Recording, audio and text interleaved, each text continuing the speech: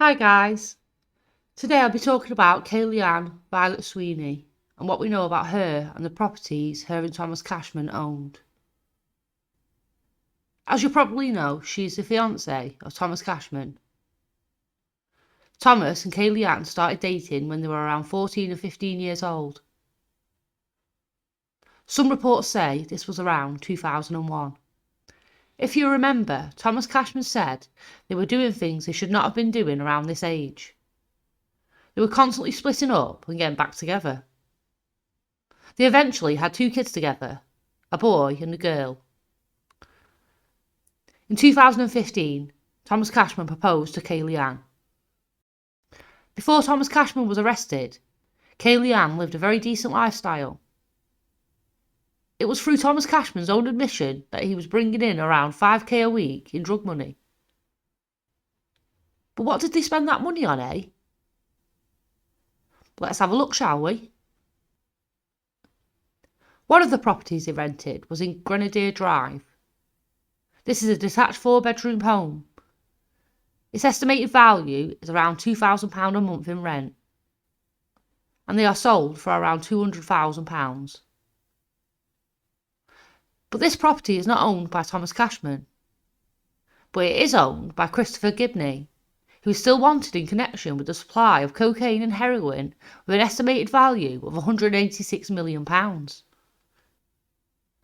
This supply of heroin and cocaine was busted when a UPS worker in Deeside intercepted some packages containing the drugs, which have since seen a number of people jailed for their part in the operation. If you remember, Thomas Cashman said in court, and I quote, "Yeah, I was dealing drugs. I hold my hands up. I'm a drug dealer. I'm not a bad drug dealer who sells Class A drugs. I don't do anything bad. I always grew up smoking cannabis. Some people may look at that as a very bad thing. I don't look at it as if I'm a bad person for doing that." Well, it was reported that someone came forward as his previous customer who bought cocaine from Thomas Cashman and his friends. Knowing that he rented property from someone who is wanted for connection with the supply of Class A drugs, which is cocaine and heroin, I think this report seems quite viable. They also had a 2-bedroom apartment at the Decks in Runcorn, and this should normally cost around £600 a month. The apartment overlooks the River Mersey, but Thomas Cashman said in court, "I rent it off my mate Kevin."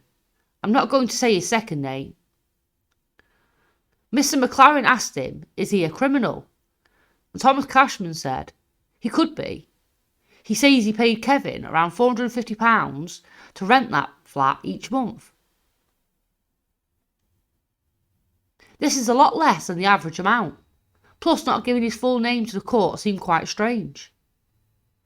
When police searched the Decks, they found a Hawaii mobile phone from on top of the microwave, an IMO mobile phone from on top of a sofa cushion in the living room, a white iPhone on the couch in the living room, a white Hawaii on the rug in the living room, a smashed black iPhone inside the drawer of a desk in the bedroom, a size 8 pair of white Nike trainers from the living room, and a receipt from the Tesco store at Daybrooks Barracks on September the 1st. He also supposedly rented properties in other areas. If you remember, Nicky McHale was being questioned by Professor John Cooper KC in court. John Cooper asked Nicky McHale, "Why did you move out?" Nicky McHale said, "I was getting homesick. I knew everyone in my area. Thomas Cashman was renting the house off me. He offered me to move back in."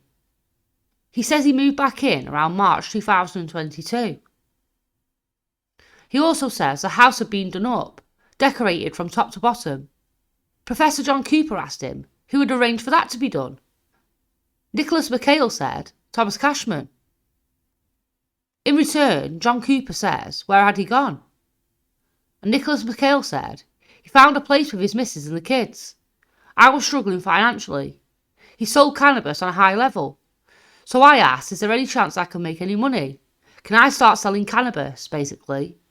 He wanted to store cannabis in my house. I fully agreed.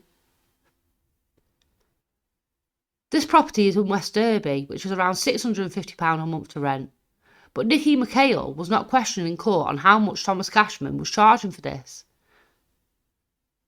Thomas Cashman also had access to another property in the same apartment block as his niece Bobby Bailey.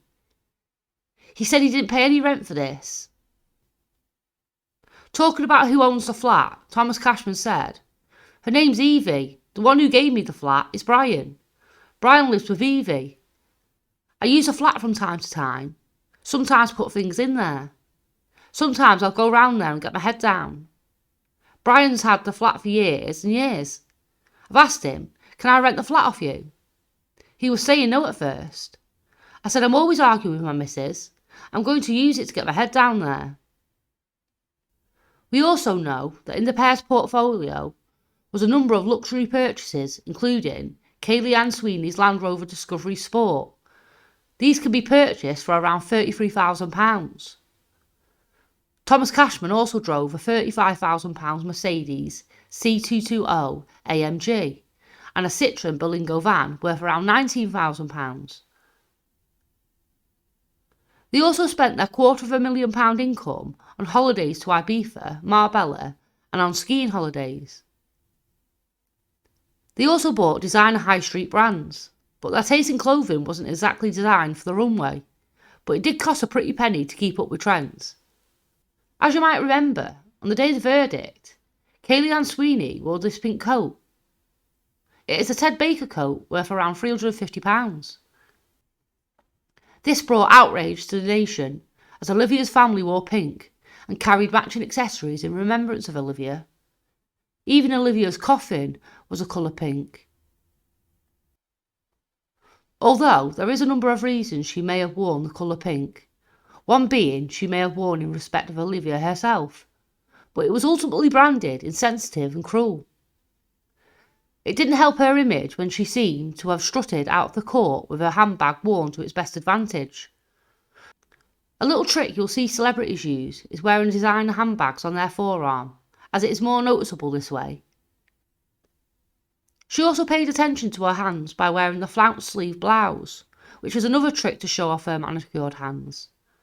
The oversized 50s sunglasses made her seem unbelievably dramatic, but it was reported that just before this photo was taken, she was crying when the guilty verdict came down.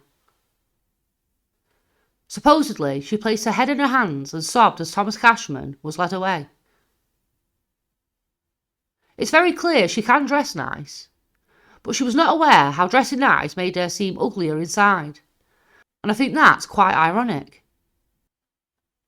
KAYLEANNE Sweeney seemed happy to spend the money Thomas Cashman earned from dealing only weed, without acknowledging or caring about where the money came from. She spent it on low-cost beauty treatments like lip filler, and reportedly uses Botox. Not only did she splurge out with the unknown income, but she even tried to start up her own beauty clinic called the Valentina Rose Cosmetics Clinic Limited, which was located at 273 East Prescott Road in Liverpool. The company is still active with the online filings website, but on Company House it shows the company was incorporated on the 19th of April 2022, where KAYLEANNE Violet Sweeney was the sole director of the company. The company was described as a hairdressing and other beauty treatment business, where KAYLEANNE was a beautician. The company was eventually struck off on the 13th of September and dissolved by the 22nd of September 2022, 1 week prior to Thomas Cashman being arrested for the murder of Olivia. Of all the bad reports there have been, there was one report that says Thomas Cashman and KAYLEANNE Sweeney bought food during the pandemic and helped people out. Even the unnamed witness, Paul Russell's girlfriend, described Thomas Cashman as a generous lad. This is quite a notable aspect to the case, as a few notable criminals have pretended to be good citizens for their own benefit. It seems although he may have done little good deeds, it did not lighten the fear he brought to the streets of Liverpool on that horrible August night. The National Crime Agency and Merseyside Police have vowed to recover all items purchased from proceeds of Thomas Cashman's drug supply. Like I said, justice is not done yet. There is so much to uncover. It definitely wasn't just 5 mates he sold weed to. He had been in the drug supply business since he was young. He had multiple properties at his disposal, and he had many accomplices to help him during and after his crimes. The night of Olivia's shooting was a complete mess. Thomas Cashman did not think his plan through, even though he had supposedly been watching Joseph Nee. Like I said, he had many properties he could use to hide in.